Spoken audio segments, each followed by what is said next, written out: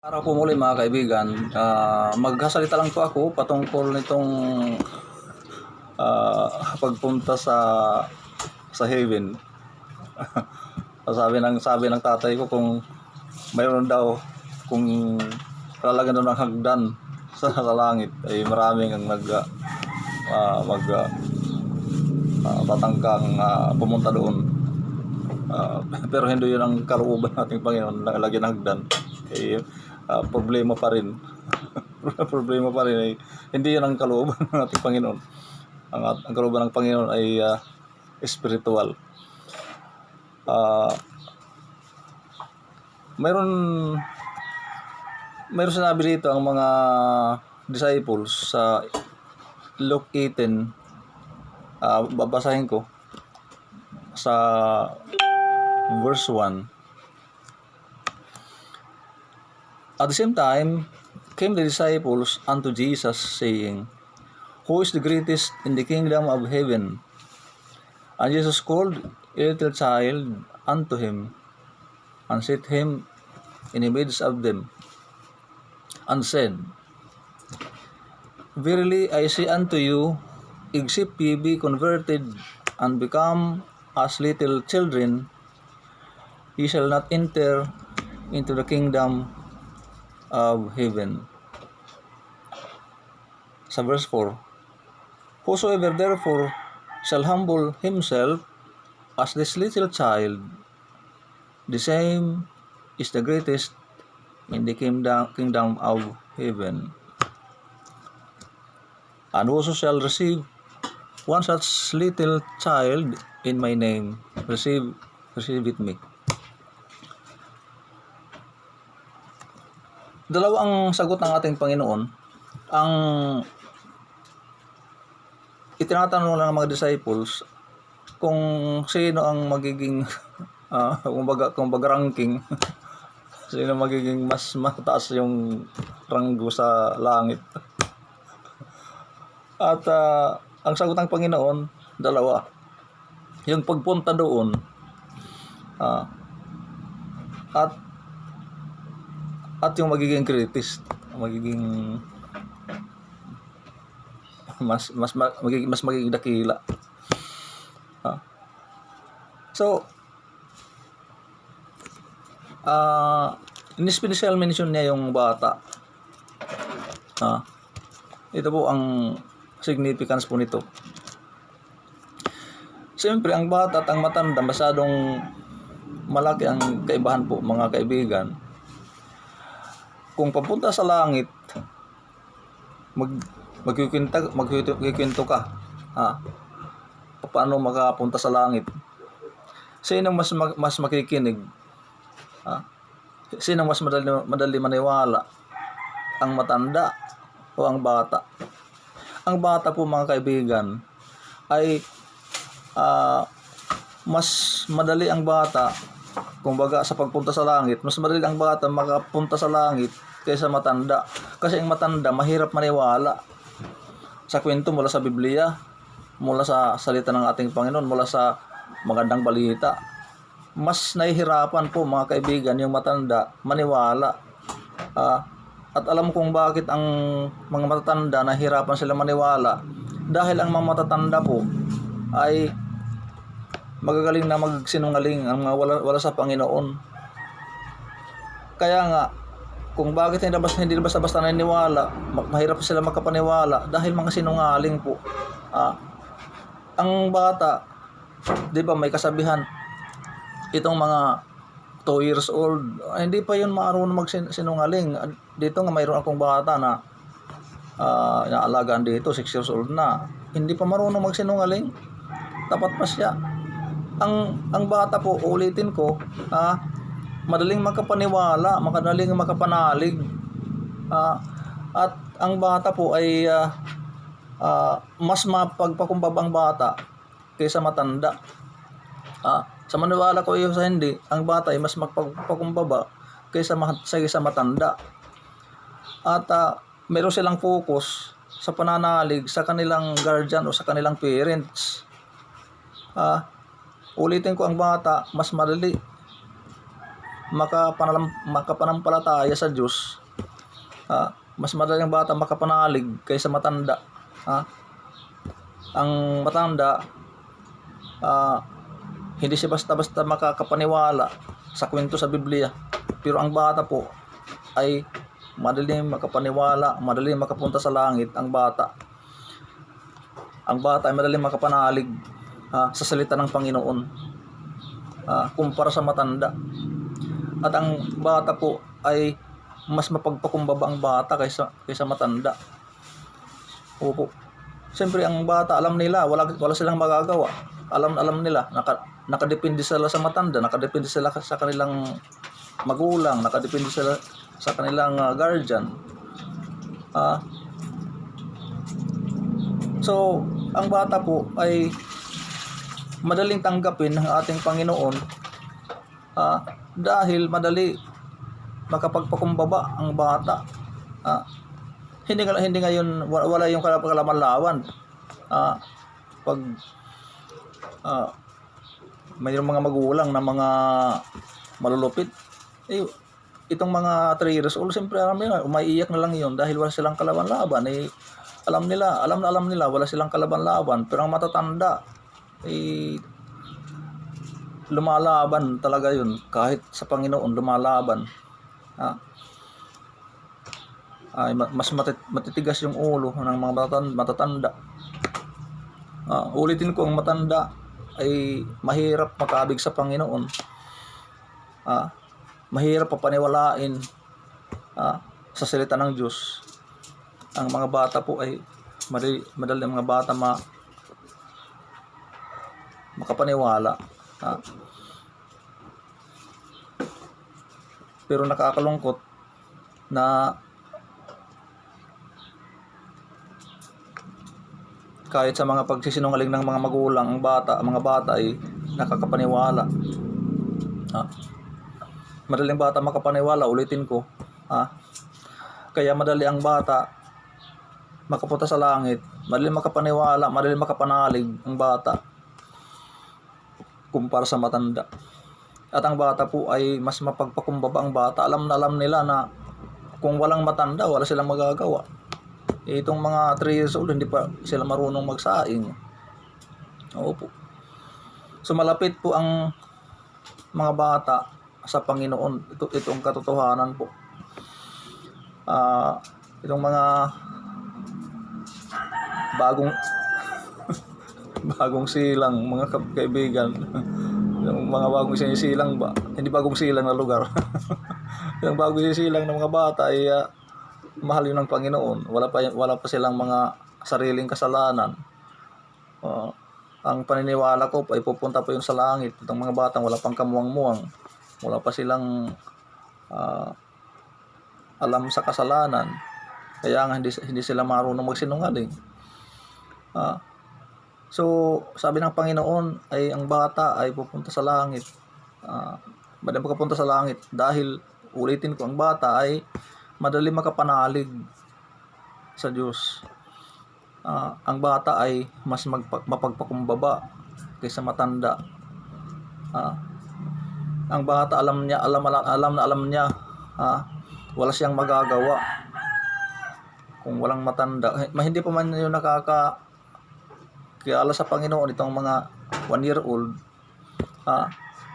Pero kung mayroon na siyang isip, kwentuhan mo yan, madali siya makapaniwala, madali siya makapanalig. Todo pananampalataya nga sila sa kanilang magulang. Sinananalig kahit pinagsisinungalingan ng magulang na bibilhan siya ng bagong damit, bibilhan siya ng bagong laruan. Ulitin ko po mga kaibigan, madaling makapaniwala ang bata kumpara sa matanda. Kaya ako po, sa totoo sa buhay ko po, ang mga bata po ay mga mahal na mahal ko ang mga bata. Kahit gaano pa yan ka mga pomba. Itong mga bata ba na mga sabi maldita. Depende lang yun po sa nagtreat sa kanila. pag i-treat mo sila na, itong mga bata, i-treat mo sila na ikaw-ikuan, maldito rin, ay maldito ang mga yan. Pero kung i-treat mo sila sa kabaitan, ay magiging mabait yan. Ay bigay-bigayan mo yan ng tinapay. Di ba? Ang mga bata ay para sa akin, madali ko makasundong at totoo ng mga bata. Mayroon akong bata dito nagising pa lang. Ang mga bata po, kaya kayo mga magulang, please wag niyong pagmamalupitan yung mga anak niyo po, yung mga munting bata, mga bata niyo po, wag niyo pa malupitan. Mahal niyan yan ng ating Panginoon. At sabi nga ng Biblia, ang mga bata ay blessing yan ng ating Panginoon. Opo. Ulitin ko po mga kaibigan, kung pagpunta sa langit ang usapan natin, mas marali pang bata magapunta sa langit, lalo na itong mga wala pang isip, wala pa silang alam sa kasalanan, ay automatic yun, punta yun sa langit. At ito namang mga 8 years old, 7 years old, mayroon silang mga sariling kasalanan.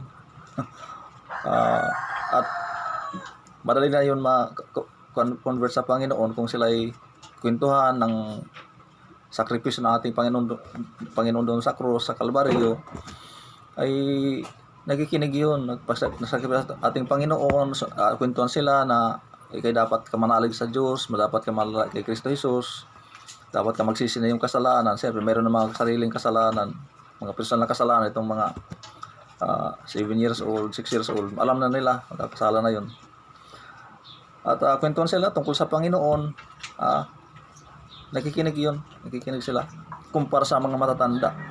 At sila ay madali makapanalig, madali sila makapanampalataya, at madali sila makagpakumbaba. Ang mga bata kumpara sa mga matatanda, mga kaibigan. Dahil ang mga matatanda ay palaban, lumalaban, ay kahit sa Diyos lumalaban na. Ang bata po ay mas mapagpakumbaba, alam niya, wala siyang kalaban-laban sa magulang, wala siyang kalaban-laban, bata siya. So ang bata ay malapit sa kaharian ng langit, malapit sa langit ang mga bata po. Pero itong mayroon ng mga kasalanan, itong mga 6 years old na pataas, itong mayroon ng isip, ay kailangan natin tumanggap sa Panginoon yan. Meron na silang mga personal na kasalanan, meron na silang accountability. Pero itong wala ka muang automatic yun, punta yun sa langit. Hindi yan kailangan ni manalig. Para sa akin po, automatic yan, punta yun sa langit ng mga bata. Wala pang muang itong 1 year old, lalo itong mga months pa lang ang edad. Kahit siguro mga 3 years old ay pupunta pa yun sa langit. Hindi pa yun marunong alam ko, hindi pa yun marunong magsinungaling. Wala pa silang sariling kasalanan. So ito namang mga marunong magkasala na, marunong magsinungaling, ito mga siguro itong mga 7 years old pataas ay ang iba niyan ay marunong magsinungaling, marunong gumawa ng kasalanan. At mayroon silang isip. Ay kwentuhan mo lang yan ng banal na kasulatan tungkol sa sakripisyo ng ating Panginoon, yun ang pamaraan na manalig siya kay Kristo Jesus, ay pagsisihan niyang kasalanan niya. At kwentuhan mo yan, mas malambot yung puso niyan kaysa matanda po, mga kaibigan. Ang bata ay madali yan makapanalig sa Diyos. Kahit ang kahit itong thunderstorm, yung thunder ba? Anong tawag niya sa Tagalog? Kulog, ano ba yan? Ang tawag sa Tagalog. Takot na takot na yan. Tumatakbo niya sa magulang. Pero sabihin ng magulang, huwag kang matakot, manalig ka sa Panginoon. Madali ang bata makapanalig sa Diyos. Ang pagpunta po sa langit, sa papagitan mo lang sa pananalig sa Panginoon, sa pananampalataya. Hindi po sa papagitan ng pag-anib ng relihiyon. Hindi po sa pamagitan ng pag-establisar ng relihiyon po. Hindi po sa pamagitan ng tradisyon ang pagpunta sa langit, sa pamagitan lang ng pananalig at pagsisisi ng kasalanan. Iyon ang totoong pananalig, mayroong kaakibat na totoong pagtalikod sa mga kasalanan. Ay iba sasabihin, pananalig yan, hindi yan kuan. Gusto na nga natin Panginoon, mas madali punta sa langit sa pananalig lang kay Kristo Jesus. Yung totoong pananalig, yung totoong pananampalataya ay kaakibat dyan, yung totoong pagtalikod sa kasalanan, yun ang totoo. Itong mga may doktrina na pananalig sa kay Kristo sa pananampalataya plus good works, ang totoo niyan, kasi hindi yun ang doktrina, ang tamang doktrina. Sabi sa Ephesians chapter 2 verse 8 and 9 na, for by grace are you saved through faith, and that not of yourselves, it is the gift of God. Gift lang po ang salvation, ang eternal life sa heaven. Gift lang po. Doon sa Book of Romans, sabi doon chapter 6 verse 23, for the wages of sin is death, but the gift of God is eternal life through Jesus Christ our Lord. But the gift, mga kaibigan, gift, ang requirement lang ay totoong pagsisisi at pananampalataya kay Kristo Jesus. Ako nakakasiguro tumatawa itong mga kulto. Pero sila, Diyos sila nakakasiguro ng langit. Ako nakakasiguro pa ako dahil ako natuto ko magpakumbaba. Tinanggap po ang ating Panginoon. Ang requirement ng langit lang po ay magpakumbaba ka. Kaya sasabi ng ating Panginoon, parang bata ay madaling pagpakumbaba. Magsisi ng kasalanan at tanggapin si Kristo Jesus sa puso, hindi sa nguso. Ang totoong Kristiyano po ay nakakatiyak ng langit. Pag hindi nakakatiyak ng langit, hindi po totoong Kristiyano yan. Iyan ang totoo. Meron akong discussion ng unang aking video. Ang tao sa sanglibutan ay dalawa po. Hindi lahat puro anak ng Diyos. Ang iba ay anak ng dyablo. Mga kaibigan, ulitin ko po. Alam kong gusto ng mga tao punta sa langit. Ang problema lang, iba ang kanilang pamamaraan sa pamagitan ng relihiyon. Hindi sumusunod sa sinasabi ng ating Panginoon na kayo dapat magpakumbaba. Magsisi ng kasalanan at manalig sa kay Kristo. Hindi ka makakapanalig kay Kristo Jesus kung hindi ka magpakumbaba. At kahit sabihin pa naniniwala kay Kristo Jesus pero hindi ka naniniwala sa Biblia, wala pa rin. Pag sabihin pa naniniwala na nananalig kay Kristo Jesus pero hindi ka nagsisisi, hindi ka tumatalikod sa iyong mga kasalanan, ay hindi ito yung totoo. Kasi ang totoong pananalig, pananampalataya kay Kristo Jesus ay makikita yun sa gawa. Yun ang totoo. Kahit hindi nakaasal itong doktrina na kasali ang gawa. Ang gawa po ay sumusunod sa salvation. Pag ang tao ay na-converse sa Panginoon, automatic yun. Totoong na-converse sa Panginoon, sumuko ang buhay sa Panginoon, automatic yun ang gawa sa susunod. Bunga ng kanyang kaligtasan. Ito ang doktrina, ang tamang doktrina. Ako ay naging mabait ako. Gumagawa ko ng tama dahil ako ay ligtas. Ako ay gumagawa ng mabuting gawa, ng maraming mabuting gawa. Libre ko nga ang maraming ang libre na aking mga kaibigan dahil ako ay ligtas. Hindi sa ililigtas pa lang, hindi ko tinatrabahoan ang aking kaligtasan. Ang iba, diyan nagkakamali, tatrabahoan nila doon sa krus sa Kalbaryo, ang nagtrabaho ng ating Panginoon. Kumplito na po yun. Manalig ka lang kay Kristo Jesus, tanggapin mo sa bilang tagapagligtas. Magpakumbaba ka na parang bata. Ang bata po ay madaling mapagpakumbaba. Sabihin mo lang bata, luhod, ay bata na buluhod. Matanda, paluhurin mo. Lulod lang yan kung